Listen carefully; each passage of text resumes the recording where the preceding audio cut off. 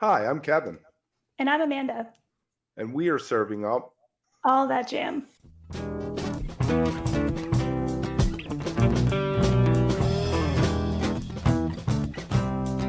All That Jam, Quick Hit.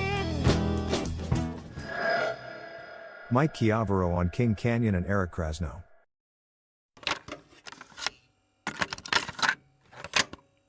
All right, so let's jump into how did you meet Eric Krasno?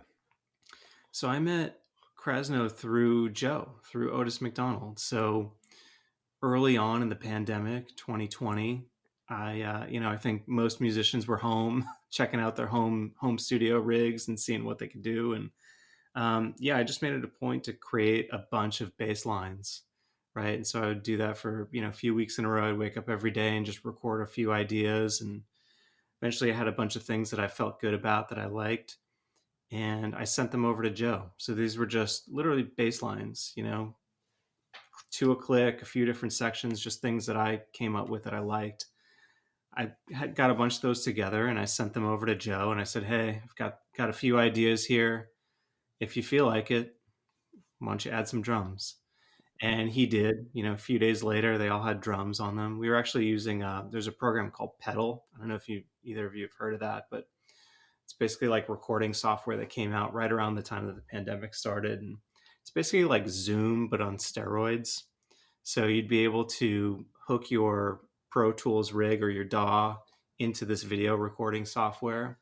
And you can basically meet like this, like we're meeting right now, but with another person. And the audio was super high quality. So I'd hop on a pedal session with Joe in the morning and I'd say, like, here are a few bass lines, check these out.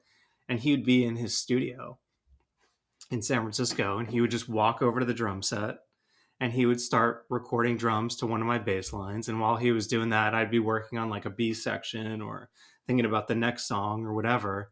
We just kind of worked like that for a couple days in a row. And then we had, I don't know, maybe 10, 15, something like that. I'll put this in quotes, but songs, right? They were really just like grooves, just bass and drums. And we were like, all right, this feels good, sounds good. What do we want to do with this? We can't just put these out like this. And Joe at the time was just finishing up producing Eric Krasno's record, Always. And so Joe said, I think Krasno would be great for this. Let me send him a few things and see if he's into it.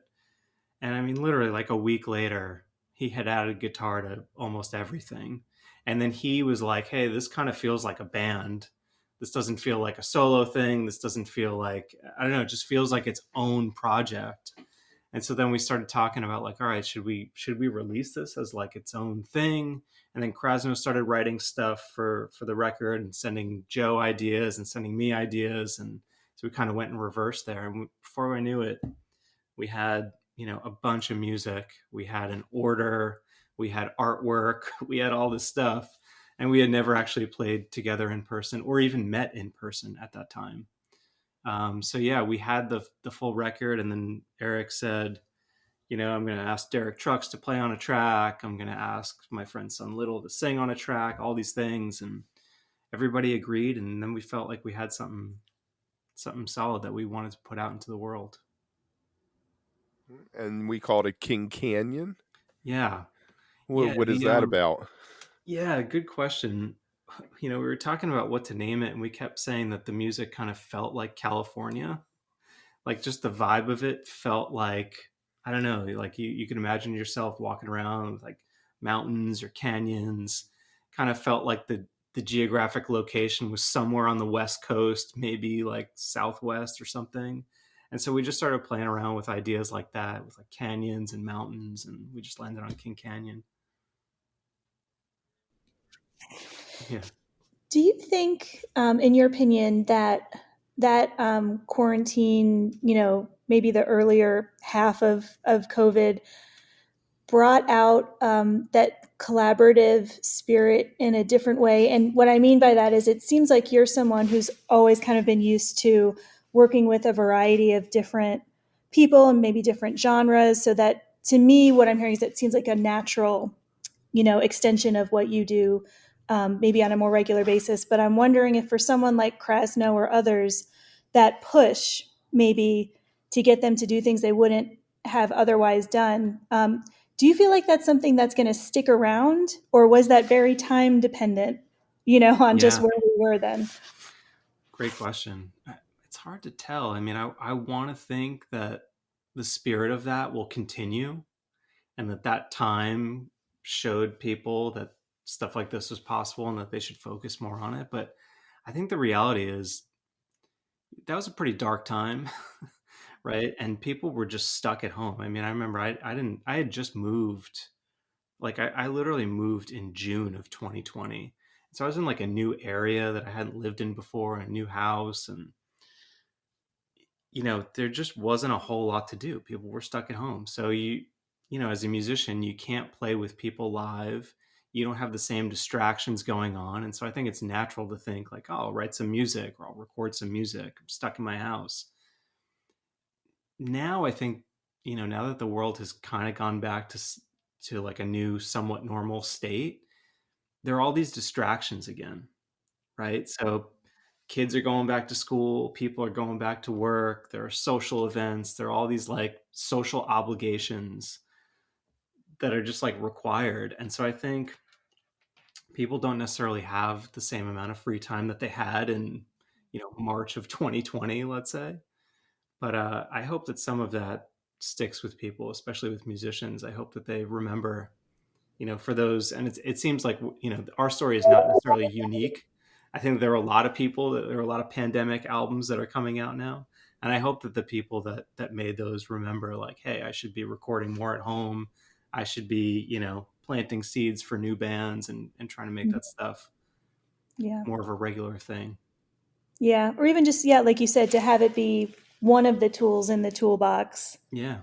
along with everything else, because we hear time and again of these very special, meaningful recording sessions, and then just the different ways that people were able to get creative. And you're right, it was an incredibly difficult time, but out of that, so much beauty really was Yeah. produced. It's amazing to me.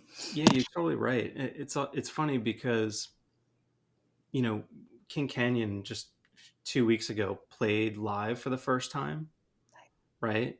And I mean, that was the first time that it was funny because the night before rehearsal, we were all hanging out, and Krasno said to me, he leaned over and he's like, for the record, I've never seen you strap on a bass, right? And we're like about to do this show, and it was just funny that like we had never played together. And so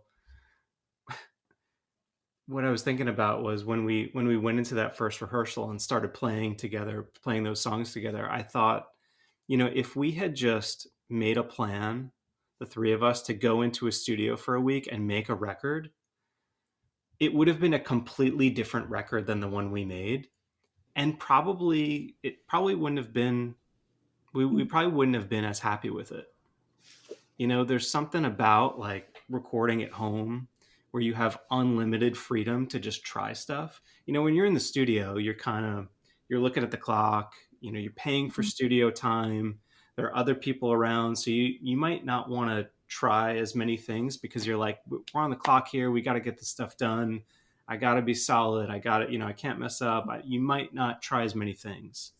But when you're home, it's endless. You know what I mean? I could try any bass I want. I can try like a really wild idea over the chorus, or I could make up the most out thing. And if it doesn't work, I'm the only one that wasted time, right? I'm not wasting anybody else's time. And so I think that And that's it an doesn't interesting cost you thing. anything when you're Yeah. working it. It Right. doesn't cost you anything. You Yeah. could try out pedals. You could try out ideas without fear of failing. It's like I can do whatever I want. And if I feel good about it, I'll share it with people. And if I don't, it'll just stay on my hard drive and no one will ever know it happened. Wow. That just made me think. So I will tell you, my full-time gig, which I'm going to be hopping to in a few minutes, is education research. But as you're talking, I'm thinking if someone out there isn't studying the effects of that time period on the creative process, Yeah. because what you just described makes so much sense.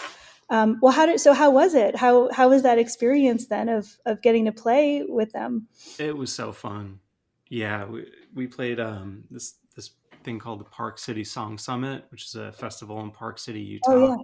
Yeah, it's awesome. Yeah, it was really great. Such a nice group of people that put that on, and some really great bands played there. And so yeah, Krasno got offered to do it, and he asked us if we would want to do it as King Canyon. So yeah, we got in on a Tuesday night. We rehearsed all day Wednesday for the first time, right? And then we had a long sound check on Thursday. We did a panel where we talked about the record, and then we did the show at night, and then we all flew home on Friday. If you are enjoying All That Jam, please like and subscribe to our social media channels at All That Jam Pod on Twitter, Instagram, and Facebook, or visit our website, allthatjampod.com. Make sure to sign up for our email list and tune in every week for new episodes. Also, look for full interviews on our YouTube channel. And remember, stay beautiful, but don't stay underground too long.